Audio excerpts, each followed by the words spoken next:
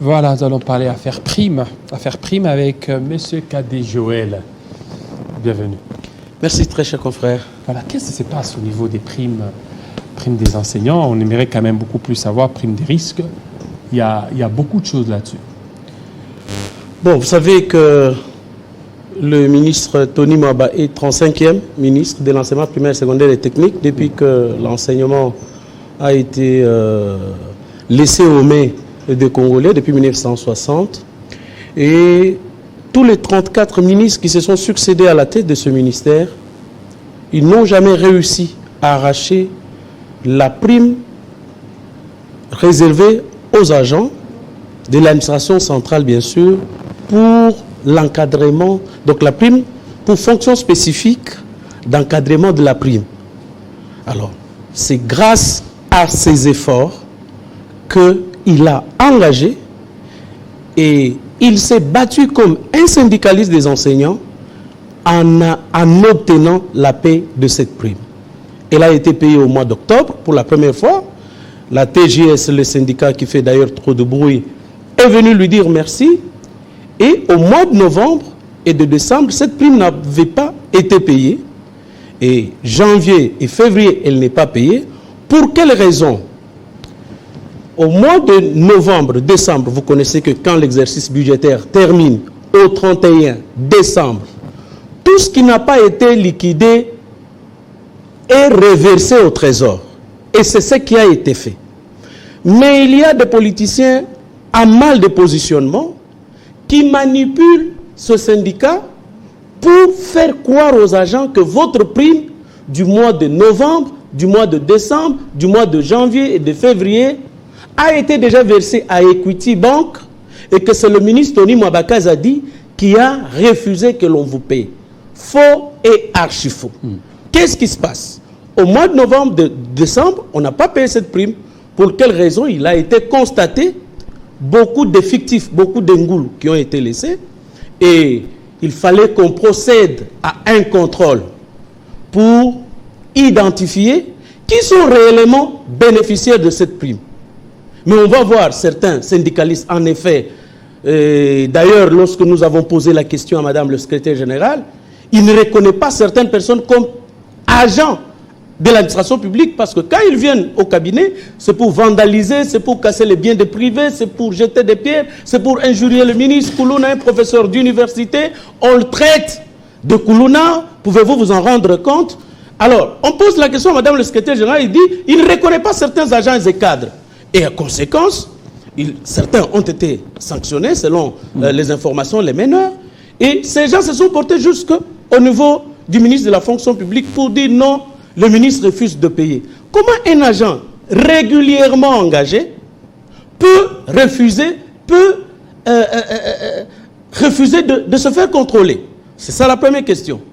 Mais en réalité, la prime n'a pas été payée. Pour quelle raison?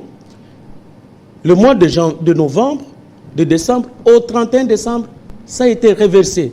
Et en conséquence, il fallait que le ministère... L'argent était sorti. Oui, mais ce n'était pas encore dans le compte de banque commerciale comme on l'a fait entendre.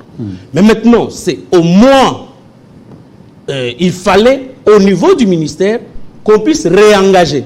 Donc, il a fallu un nouvel engagement. Pendant ce moment-là, les sous-gestionnaires au secrétariat général de l'EPST se trouvaient en Europe pour soins de santé. Il a subi une opération chirurgicale. Il est rentré dernièrement le 21.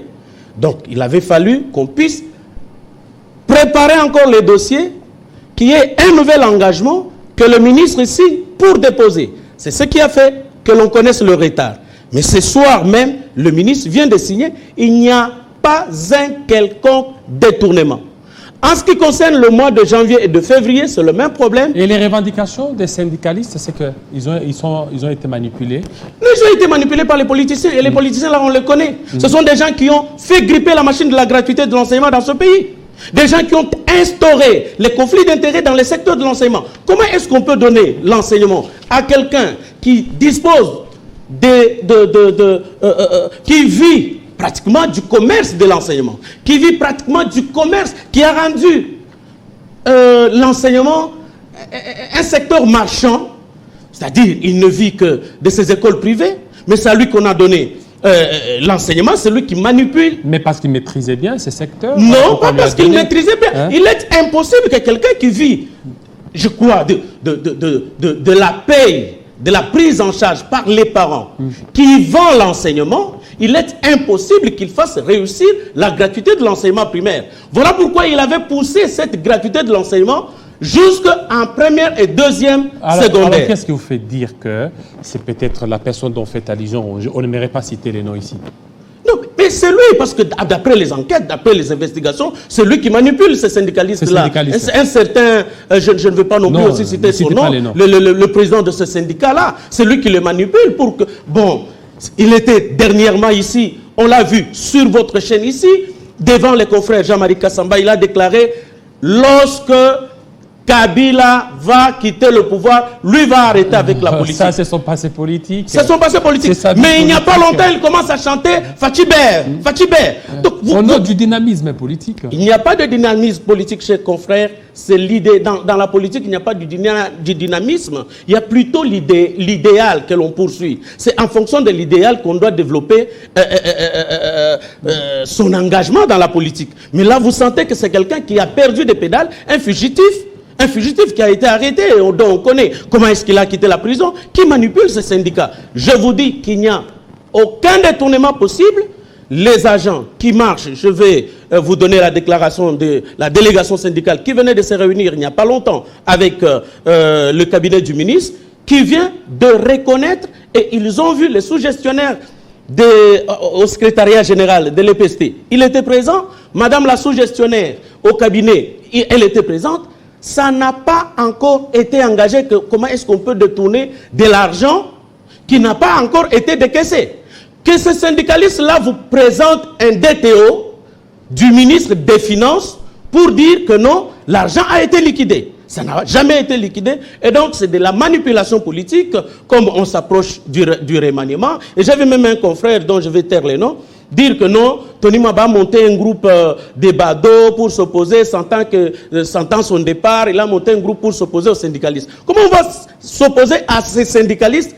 Et bien pire, chers confrères, on ne peut pas poser les actes ici au nom des agents et cadres de Télé 50 si on n'a pas gagné les élections syndicales au sein de cette entreprise, si on n'a pas un siège. Mais le syndicat qui pose ces problèmes-là, c'est un syndicat qui n'a aucun siège à l'enseignement primaire, secondaire et technique.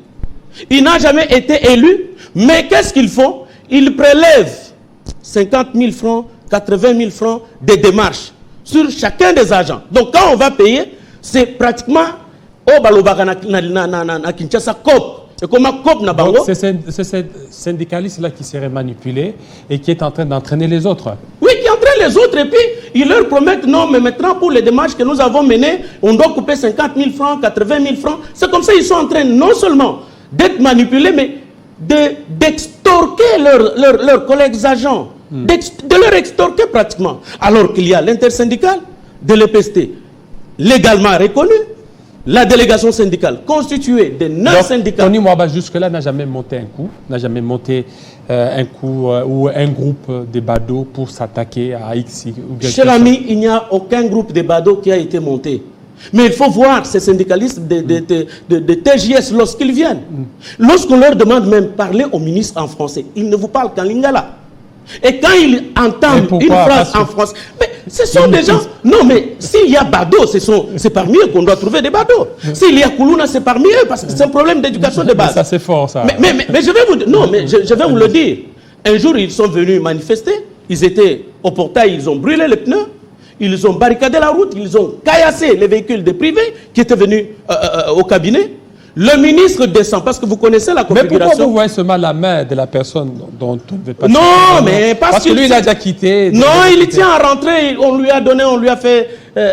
on lui a nourri d'espoir qu'il va rentrer. Et par conséquent, il faudrait qu'il manipule les syndicalistes pour qu'ils reviennent, qu'on salisse Tony Maba, dont en matière de détournement, je puis donner ma main à couper. Vous ne la couperez pas. Hein? Ils sont venus, je vous disais, je vous racontais une anecdote. Oui, pour terminer, ils sont venus, ils étaient au portail. Le ministre descend, il est dans son parking, il leur demande, venez. Il dit, Koulouna yo, yo longo kuna place yo zali yo yaka koto. C'est prétendu syndicaliste, agent de l'administration centrale. Qui disent au ministre. Qui disent au ministre que lui quitte pour aller sur la route, leur parler sur la route. Sentez-vous le degré d'éducation de ces gens? Et qui le traitent de Koulouna, un professeur d'université. Un professeur d'université que l'on peut traiter de Koulouna et ainsi de suite. Donc c'est pour vous dire que s'ils veulent marcher demain, nous connaissons de quelle formation politique ils sont. Et nous savons que l'objectif qui est poursuivi, ce n'est même pas Tony Mwaba qui est suivi, c'est désacraliser la gratuité de l'enseignement primaire qui est consolidée et pérennisée à ce jour parce que constitutionnellement au niveau de l'article 43 de notre constitution, l'enseignement qui est concerné par la gratuité, c'est l'enseignement primaire. Ça veut dire première primaire, deuxième primaire jusqu'en sixième primaire. Ce n'est ni la première CO que vous et moi avons étudié, ni la deuxième CO que vous et moi avons étudié, qui sont appelés aujourd'hui 7e ou 8e. Et donc, je demande aux agents et cadres de l'EPST de se calmer. Les démarches sont entreprises par leur délégation syndicale et par l'intersyndicale qui ne se fassent pas manipuler pour des raisons politiciennes. Merci. Et il en ira de leur responsabilité pour tout ce qui pourra leur arriver. KDG, je pense que le message est passé. Merci surtout. C'est moi qui vous remercie, voilà. cher confrère.